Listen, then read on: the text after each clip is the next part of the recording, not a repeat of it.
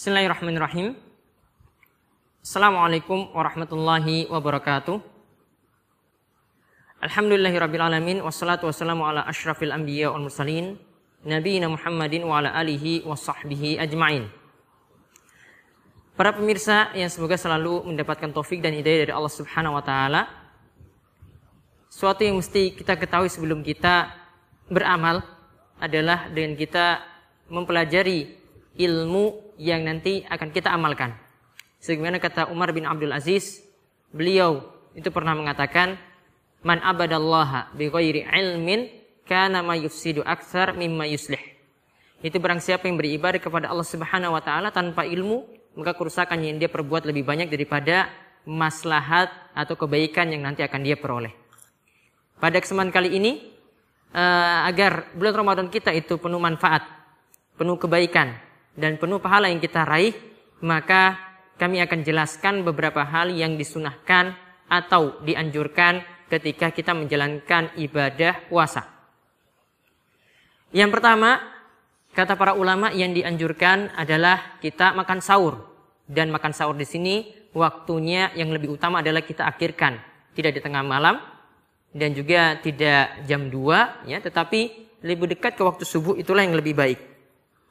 Mengenai makan sahur, Nabi SAW itu pernah memerintahkan tasahharu fa inna fis sahuri barakah. Makan sahurlah kalian karena dalam makan sahur itu terdapat keberkahan. Kemudian mengenai makan sahur tadi dikatakan makan sahur itu lebih baik itu diakhirkan. Ya, sebagaimana ada hadis dari Anas yang pernah diceritakan dari Zaid bin Thabit yang pernah makan sahur bersama Nabi SAW. Ketika itu Anas itu mengatakan kepada Zaid, berapa lama waktu Nabi SAW itu makan sahur dengan waktunya sholat, ya, atau dengan azan waktu sholat. Maka Zaid itu mengatakan bahwasanya waktu Nabi SAW itu makan sahur, ya, antara 50 sampai 60, 50 atau 60 membaca 60 ayat, ya, Al-Quran yang dibaca. Ya, jadi sekitar 50 ayat, ya, Al-Quran yang dibaca. Maka ini menunjukkan, kata para ulama, bahwasanya makan sahur yang dilakukan oleh Nabi SAW itu sangatlah dekat dengan waktu ditegakkannya sholat subuh. Saat waktu sholat subuh itu dilaksanakan. Maka ini juga menunjukkan anjuran makan sahur itu kita akhirkan, tidak dilakukan di malam hari dan juga tidak dilakukan di tengah malam, ya, dan juga tidak, ya, sekitar jam 2, tetapi lebih baik adalah lebih dekat dengan waktu subuh, karena itu akan lebih menguatkan fisik kita. Selain makan sahur tadi, kata Nabi SAW, adalah aktivitas yang penuh berkah, karena itu makan sahur akan membuat fisik kita itu semakin kuat. Kemudian selain itu, yang disunahkan lagi ketika kita berpuasa adalah kita berbuka. Dan berbuka di sini diperintahkan disegerakan. Artinya ketika waktu berbuka itu tiba, yaitu tenggelamnya matahari itu tiba, maka kita diperintahkan langsung untuk berbuka. Kita tidak menunda sampai azannya itu selesai, atau kita tidak menunda sampai waktu sholat isya, tidak. Tetapi ketika waktu berbuka itu tiba, maka kita segera untuk berbuka. Karena inilah tanda kebaikan seorang muslim, sebagaimana kata Nabi SAW, la yazalun nasu bi khairin ma'ajalul fitrah. Manusia itu akan senantiasa berada dalam kebaikan selama mereka menyegerakan waktu berbuka puasa. Selama mereka itu menyegerakan waktu berbuka puasa. Dan yang dianjurkan lagi selanjutnya adalah ketika berbuka, ya, kita diperintahkan untuk, ya, makan tamar. Ya, rutab yang pertama, lalu tamar. Ya, kalau tidak ada maka kita ganti dengan air.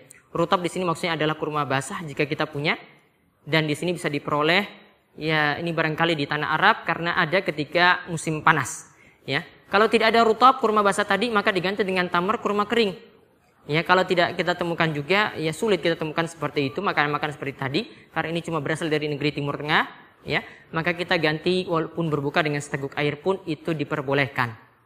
Kemudian yang dianjurkan lagi selanjutnya adalah ketika kita berbuka, masih berkaitan dengan berbuka, ketika berbuka kita berdoa kepada Allah Subhanahu wa taala. Bahkan kata Nabi SAW, di antara waktu terkabulnya doa adalah ketika seseorang itu berpuasa saat dia berbuka. Ketika seseorang itu berpuasa saat dia itu berbuka.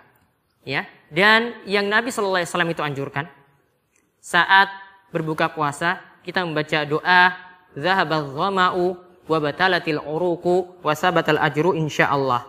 Rasa haus itu telah hilang, dan urat-urat telah basah dan pahala itu akan diraih insya Allah. Inilah doa yang sahih dari Nabi SAW. Zahaba dhama'u wa batalatil uruku wa thabatal ajru insya Allah.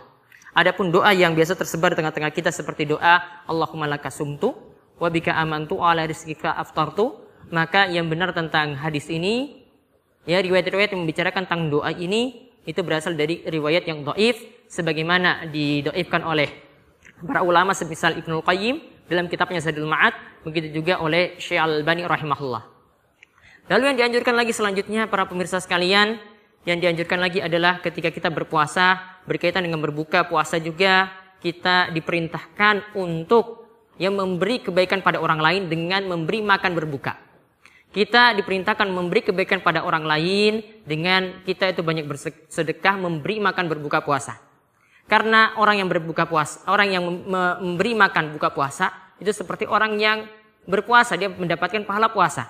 Karena Nabi SAW itu pernah bersabda, man fatara sha'iman kana lahu mislu ajrihi ghaira annahu la yanqusu min ajri sha'im syai'ah.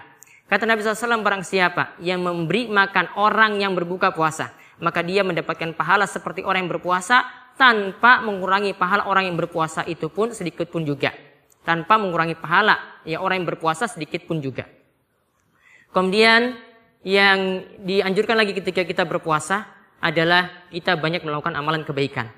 Ya, di antara yang dikatakan oleh Ibnu Qayyim, kita memperbanyak sedekah, kita memperbanyak amalan baik, kita memperbanyak juga membaca Al-Quran atau mentadaburi Al-Quran, kita memperbanyak zikir dan ibadah-ibadah sunnah yang lainnya. Karena Nabi SAW ketika bulan Ramadan beliau begitu cepat sekali dalam beramal, begitu semangat sekali dalam beramal, sampai beliau sering mengatamkan Al-Quran juga di bulan Ramadan. Sampai beliau juga sering mengatamkan Al-Quran di bulan Ramadan. Maka kalau kita memiliki kesempatan, kita memiliki kekuatan, kita diberi kesehatan oleh Allah Subhanahu Wa Taala, hendaklah kita manfaatkan bulan Ramadan kita dengan memperbanyak amalan soleh ketika itu. Dan yang terakhir, yang diperintahkan ketika kita berpuasa lagi, atau adab ketika kita berpuasa, hendaklah kita meninggalkan kata-kata kotor dan meninggalkan hal yang sia-sia, juga meninggalkan maksiat. Ya, dan juga meninggalkan maksiat. Kata-kata kotor misalnya, ya, Nabi SAW itu sudah mewanti-wanti dengan Nabi SAW itu berkata dalam hadis dari Abu Hurairah radhiyallahu anhu, di mana beliau sallallahu alaihi wasallam itu bersabda, "Malam yada qaula zur wal amala bihi, falaysa lillahi hajatun fi ayyada at'amahu wa syarabahu." Yaitu hadis ini diriwayatkan oleh Imam Bukhari, barang siapa yang tidak meninggalkan kata-kata kotor, tidak meninggalkan perkataan zur, kata-kata kotor ataupun dusta, ya, lantas dia itu mengamalkannya, maka Allah tidak lagi peduli pada makan dan minum yang dia tinggalkan. Allah tidak lagi peduli pada makan dan minum yang dia tinggalkan. Maka para pemirsa sekalian, yang terakhir ini menunjukkan bahwasanya ketika kita berpuasa, jauhilah perkataan yang kotor, jauhilah perkataan yang sia-sia, jauhilah perkataan dusta. Ya, begitu juga secara umum kita meninggalkan maksiat dan juga hal-hal yang sia-sia lainnya. Karena bulan Ramadan ini seharusnya kita melatih diri untuk menjadi lebih baik. Kita berusaha semakin dekat kepada Allah Subhanahu Wa Taala dan kita berusaha ya meninggalkan maksiat-maksiat yang biasa atau terang-terangan kita lakukan. Ya, kita harus semakin takut kepada Allah Subhanahu Wa Taala di bulan Ramadan ini. Ya, demikian ini yang bisa kami sampaikan tentang masalah ya beberapa hal yang disunahkan atau dianjurkan yang kita seharusnya bisa melakukannya tadi, baik yang berkaitan dengan makan sahur, baik yang berkaitan dengan berbuka puasa atau memberikan kebaikan kepada orang lain. Begitu juga kita memperbanyak amalan soleh pada bulan Ramadan. Mudah-mudahan Allah Subhanahu Wa Taala senantiasa memberi taufik kepada kita untuk giat dalam beramal soleh dan juga terus menerus untuk menambah ilmu hari demi hari. Demikian para pemirsa, wabillahi taufiq wal hidayah. Wassalamualaikum warahmatullahi wabarakatuh.